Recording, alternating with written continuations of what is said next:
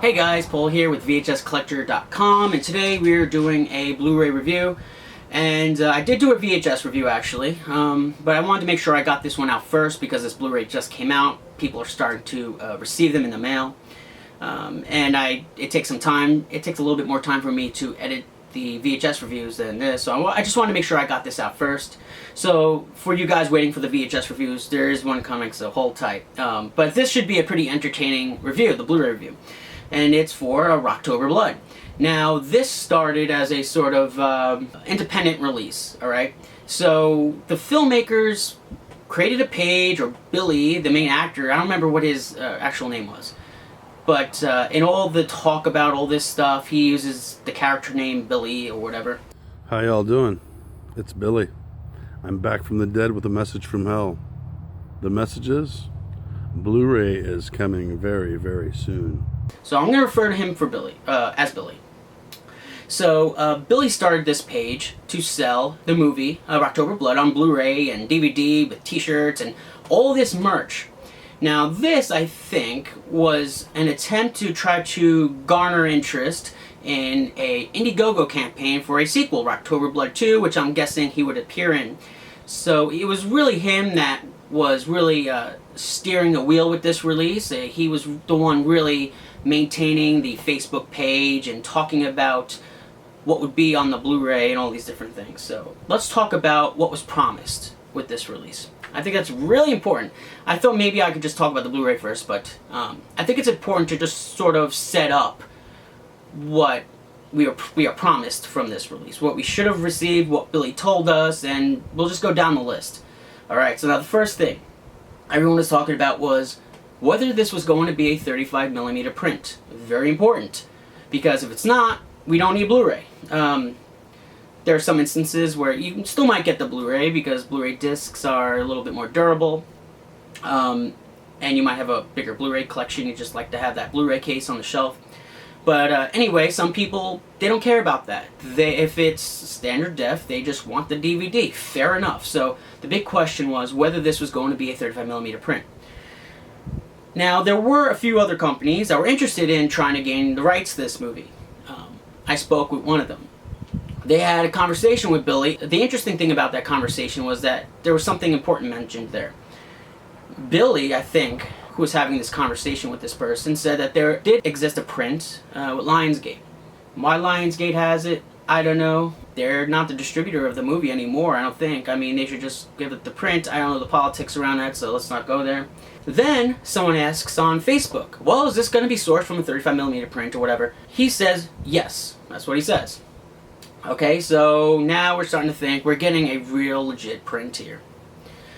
But then there's some conflicting information. If you go on the website, the first source, which I think was on the first page on the Rocktober Blood 2 website, it says that it's remastered from original elements. What that to me means, it's going to be sourced from the original. Original means first elements.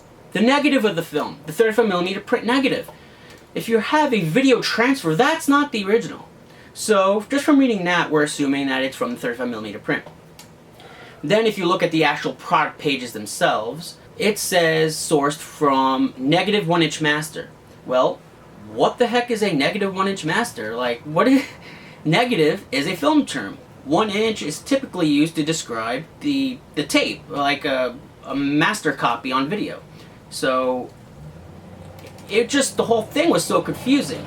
Here you had Billy on the Facebook page saying that it was going to be 35mm, and now the Rocktober Blood 2 page, even though it said in one part, original elements, kind of vague, but then it goes on to say negative 1-inch master on another part of the website. I was just so curious about how this whole thing was going to unfold because I knew that this was going to be a big mess. So I knew I had to buy this and review it because I knew that this was going to be the perfect thing to review.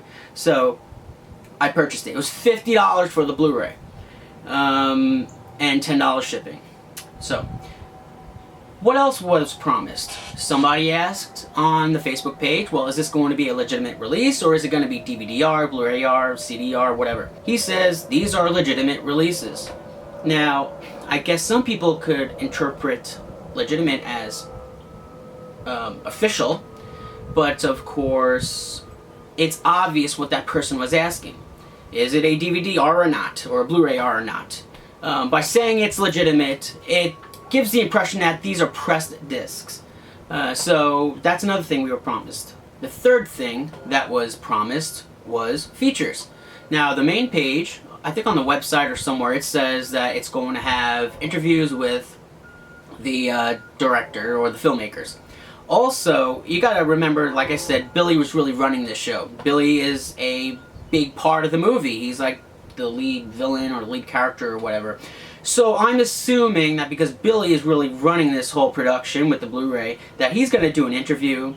He might even do a commentary track. In fact, if you go on the Facebook page, someone asks, is there going to be a commentary track? What does Billy do? Gives them a thumbs up. He doesn't reply, but he gives a thumbs up, which is positive. I mean, he's not saying he's doing one, but he's saying that it's possible, it's a good idea or whatever.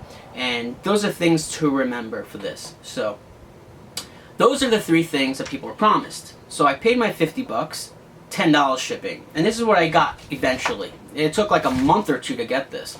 Got this in the mail. Alright, so I paid $10 shipping, and what did I get? They shipped this first class for $2.83, almost $3. For $10 shipping, heck, I should have got priority at least, right? I should have at least got this shipped priority because they shipped it first class. It's kind of tacky. So where did that extra money go? I really don't think this is a $7 bubble wrap envelope. I really don't. I'm shocked that they even have this label on here with the logo. I'm surprised that he even went to that effort instead of just scrolling it on there. But yeah, I see this stuff all the time. I'm not surprised. It is I'm being a little nitpicky, but it's still not cool to do that. $7 is a big difference. So I pull these out. I didn't expect much because I knew the whole situation was shoddy, like I said. And I looked at the case here. I was like, yeah, it's pretty shoddy. Look at that artwork or whatever.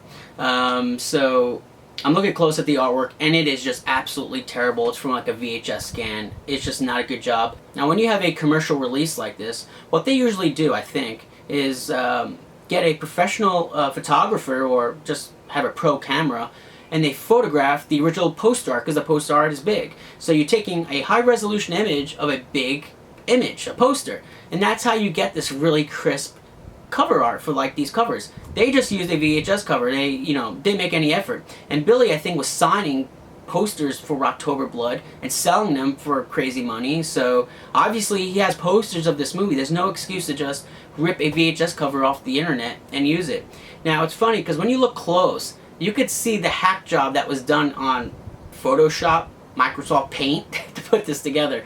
If you look closely to the top, you can see where they tried to airbrush out some of the text from the top of the VHS case. I thought that was funny. They didn't even do a good job at that. You look at the back here. Well, first, before we look at the back, Billy signed the cover. That's cool, right? Well, he signed the case. He signed the case. It's not on the sleeve. Now, come on, Billy. You're a grown man. I'm sorry to call you out like this, but use your noggin. Now, if I have this on my shelf, like between movies, and I'm pulling it out, pushing it back in, moving Blu-rays around, you could say goodbye to the signature. It's gonna rub off. You always sign the sleeve. The sleeve is the original part. These cases, this could crack. What am I gonna do if this cracks? I can't replace the case because the signature's on there. Like, it doesn't make sense, Billy. Like, what were you thinking? You're supposed to sign the sleeve. I didn't notice it at first when I first pulled it out. I went online. Look, it's smudging already. This should have been dry, and I actually just smudged it. So anyway, I thought that was funny. But let's look at the back here. Right? Nothing fancy here. No features. Doesn't say anything. Like, the aspect ratio, any of the details of the video print. But it's funny because there's typos on the back of this. Like, I expected that there would be, and because this guy don't know what he's doing. He spells performance wrong, as you can see. You look right there, and it says performance. He also what he does is he capitalizes random words like band and nose and best and all these random words that he capitalizes. It's just really bizarre. But he doesn't capitalize starring. I think that should have been capitalized down there. I don't even know if he spelled these names right. I'll give him that. Maybe he spelled these names right. So yeah, as you can see, hack job on this case. It's just terrible. but I expected it. Signature on the outside, and it's like rubbing off.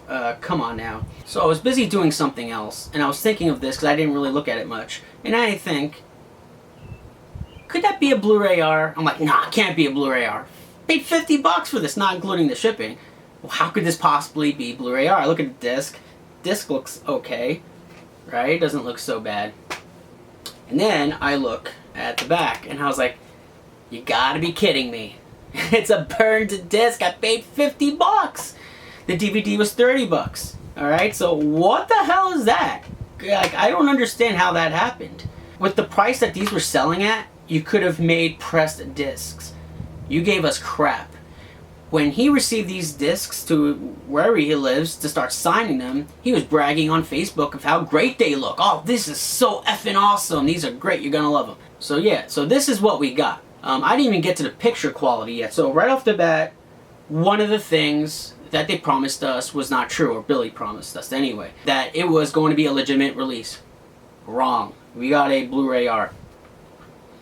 So that's this. And then I started feeling the envelope. I was like, oh, there feels like there's something else in here.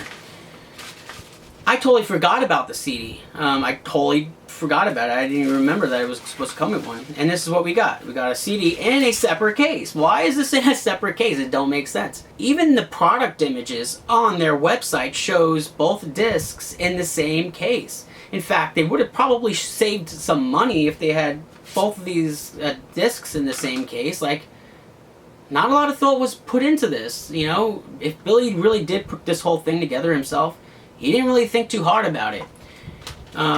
This plastic sleeve that this is in, it's, you know, it's not like a paper sleeve, so it has some weight to it. Would have saved money on shipping. In fact, those double cases don't even cost that much. Like, I don't understand how this totally flopped like this.